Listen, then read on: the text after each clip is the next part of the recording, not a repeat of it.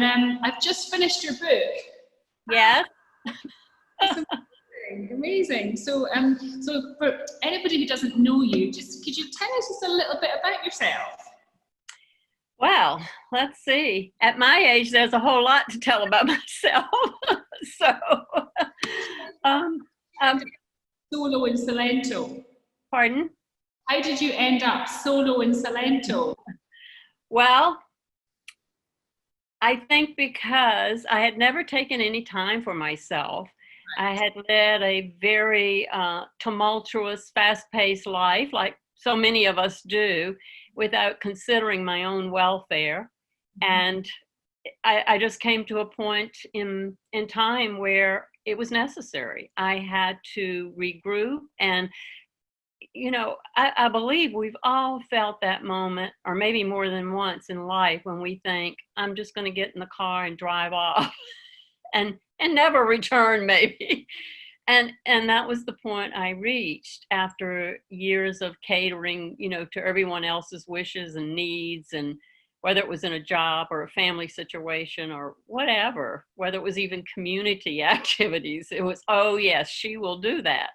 So one day I just thought, no, I'm not going to do it anymore. I need to regroup and reconsider my life and how I want to live it going forward.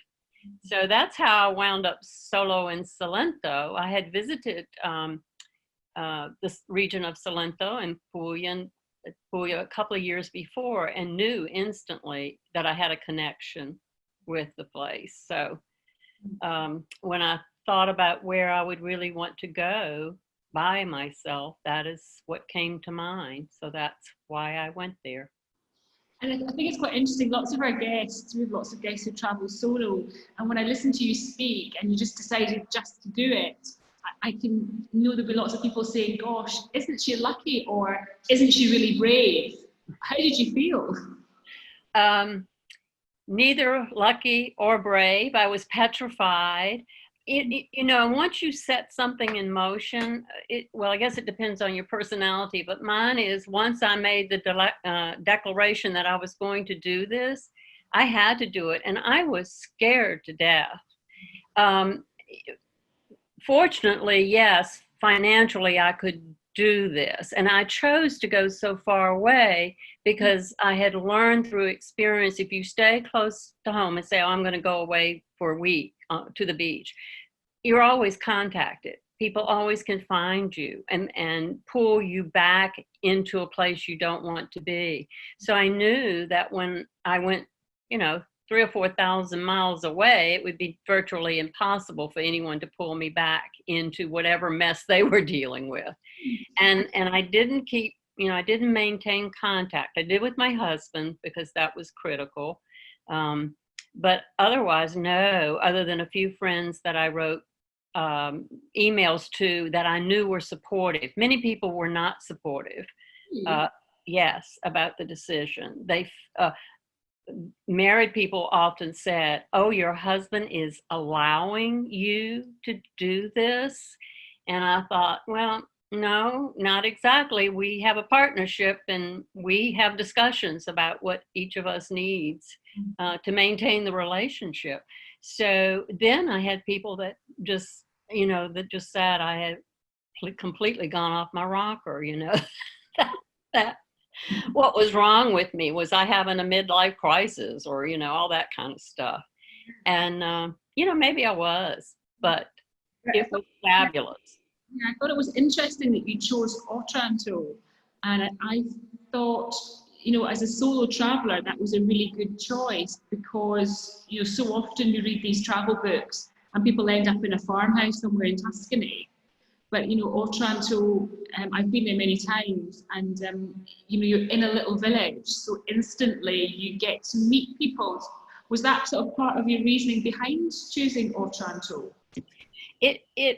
Maybe it was sort of a hidden reason. I chose it because of that warrior woman statue. She just called to me. She called on me to be brave, to have courage, to stand for what I really wanted to do and believed in. And also because it was very small and it was walled. There was this amazing feeling of safety and protection with that huge wall, although it had fallen during the massacre in 1480. But still, I knew it was going to hold me. And the other thing was, I was specifically looking for a class in mosaics. And I knew that I could find them in other areas of Italy, but they were more well-known areas. And I really wanted something off the beaten track, something that wasn't filled with a lot of tourists and a lot of people coming to take a lot of classes. And I wanted that kind of thing. I was the only person in the class, but I also knew that for my personality, having something to do immediately, my husband left me there on Sunday. On Monday morning, I was in class. So I had a rhythm, I had a routine, which helped me establish myself. And also staying in one place. I think when you're traveling solo, staying in one place, and everybody has a different mindset, because some people like to go all over the place and experience a lot of different things. But for me, staying in one place gave me the rhythm of the village, the people, the food, the sea. I mean, it was all just this melodious kind of thing that moved me through each day. So it was delightful. And you got so kind of ingrained or so kind of part of the community that you got to grips with all the rules about the rubbish. The spazzatura, I was like, oh, it was hysterical. Can you share with everyone the story about the spazzatura? The spatula. It was, it was something that you don't think about. Well, I don't think about in America. It's very easy. It's simple. It happens.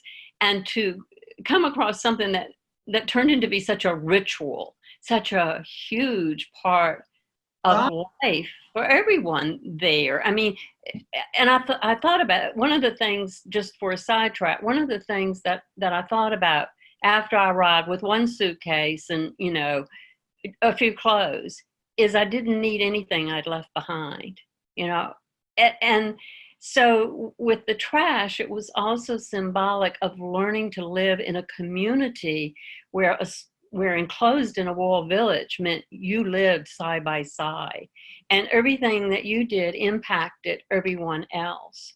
And so it became a ritual. It became a way of me discarding my own personal trash, but it also was community.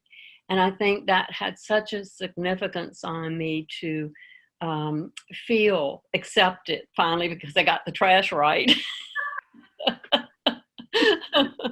Once you get the trash, you're part of the community. I thought it was lovely as well the way you sort of described all the characters and the people that you met as well. And I really loved Priscilla and Bobby.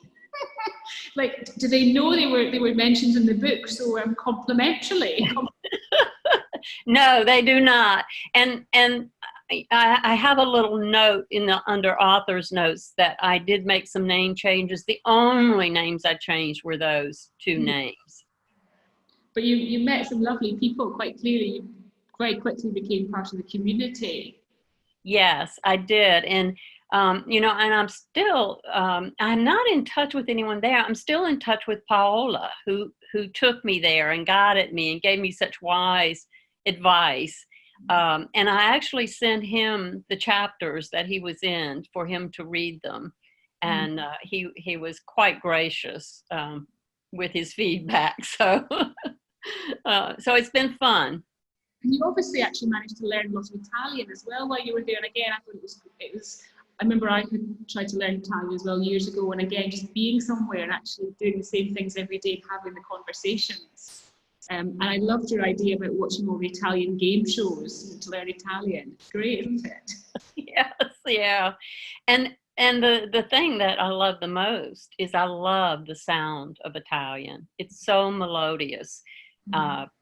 To my ear anyway, it's musical. I love how every single vowel is pronounced so beautifully, and there's just this wonderful flow of the language. So I really, I'm not much better, although I still study it, and we go most every year. We've been going to Italy for 25 years, so the language, the food, the people, the wine, the beautiful things we see when we don't feel it's necessary to see the huge attractions, that we see what it feels like in a village, in a life, in a community.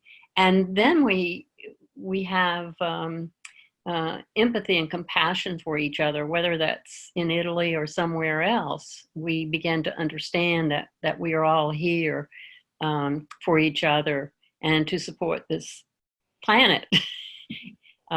So those are important lessons too that I like to share, that the recycling is one of them, and caring for each other. And did you become quite a good cook while you were there? Did you pick up some Salento cooking tips? I did, and I do everywhere we go. I have to say, one of the things I did not do there was find a local person that would give me a cooking lesson. And I was trying to reflect back whether, I don't think I did that. My husband and I used to own a restaurant. So we love everything about food and cooking and wine. So we normally, like we were just in Sicily last year, and I found this delightful young woman who found a neighbor of her mother's who taught us how to make arancini. So those are the things we like to do. But just in Italy, to me, going to the market and picking out your food for that day just allows you the beauty of food. You're very singular in what you're doing. It's not, run to the grocery store for a week and pack everything in the cart and go home and throw it in the freezer and, that kind of thing. It's intentional that I would find the freshest tomatoes or green beans or little potatoes just dug out of the earth, and a nice piece of fish or a veal sausage to go with that. And they have got a lovely market as well in Otranto. They have very small markets, like little stands, vegetable stands. There was one right outside of the school that I could pass on coming and going to my apartment. And then there was one down near the little park. And then, of course, on the weekends, they had the lovely markets with all the arts and crafts and food. And again, you got a bigger selection of things. But it was great. And they had a couple little grocery stores there. But I know if you've been, you know about the mosaic floor. And I'm sure that people that are traveling, I hope they will go there and see that, as well as learn that history of the massacre in 1480. That's right. And it does make you, when you see the bones in the cathedral, it really makes you think. But the tree of life, the mosaic, is just incredible. It's unbelievable. It is. And since then, actually, when I travel, I look for mosaics everywhere I go now, because it really tied into living life and the pieces of our lives and how they come together in patterns. It's much like a tapestry when you weave the threads in. There are a lot of knots on the back, but on the front, you've got a pretty picture most of the time. This is your first book, Solo in Salento. Yes, it's my very first book. It's my debut book, and I'm quite excited about it. I live in a small coastal town in South Carolina, and I'm a docent at the Pat Conroy Literary Center, and I hope everyone in the UK has heard of Pat Conroy. His family was a good Irish family, and he's a giant here in the South as far as a literary author. And I was so fortunate because I've met so many authors and people that are willing to help a new author with their book. So that's been a great thing for me. And I'm well into my second book now. Are you able to give us a little what it's going to be? Well, actually, I'm well into two books, but the one is a mystery. I wanted to try my hand at something else, but it also takes place in Puglia, and it's called La Stella Rossa del Mare, the red starfish, which, of course, is in my books Solo in Salento. It's a piece of jewelry I bought. And And then the second one is called The Night of Andrea Bocelli. And that's a journey I took in 2015. The whole journey was planned around seeing Andrea Bocelli in concert on his farm in Tuscany. Oh, yes. So that was another sort of amazing adventure that I've had, and I've had a lot of them with traveling. But what appeals to your travelers? You know, that's what I'm always interested in. You have this wonderful travel agency, and I noticed that you have very small groups, which I think is wonderful. Uh, you know, what do people love to do? I think it's a bit, it's this kind of authentic experience. It's like your book. It's, it's just like actually being there, meeting the people, eating the food, feeling like you've got a real authentic slice of Italy and you're not actually being a tourist. Mm-hmm. Lots of our guests, like yourself, they might be married, but they just want to go on holiday on their own. And as you say, just to get some time to themselves and just, switch off and meet other people as well. That's a big part of it too. And we tend to choose, our guests stay in private villas, so they're, they've got their own chef and their own space, so it's quite a different experience than staying in a hotel, for example. Yes. And again, I've been to all the venues and all the locations, and we've sort of chosen itineraries specifically that that are a little bit more off the beaten track, a bit different, and the wineries and the restaurants and the cooking lessons. If it's a cooking group, then we've kind of worked out in advance recipes that actually would suit our guests, so they can recreate when they go home, things like that, really. But I just thought, as I say, I got in touch with you because I just thought it was just so unusual, because Salento is, very much, it's the end of the earth. Yeah. I love it. What is it? The little Leuca down at the very end there, which is the end of the earth as everyone knew it back then. Yeah. And the lighthouse, do you go to the lighthouse and watch the sunrise? At sunset, actually. One of our chefs has a restaurant in Santa Maria de Leuca, and we go down one evening and go to the Santuario, and they're all like doing their passeggiata and doing all their visits to the Chiesa, and then we go to Antonio's and have dinner as well. It's lovely. It's really pretty. Yes. Yeah. I was down this year, actually. We were down in July, and funnily enough, when you're talking about the Sagra of the Maiali in Muro, we often stay in Muro. It's a really pretty village, really attractive, and yeah, we were down this year in July, and it was just very, very quiet. Not yeah. You're so fortunate, though, that you can still go. We are suffering greatly because we cannot go anywhere.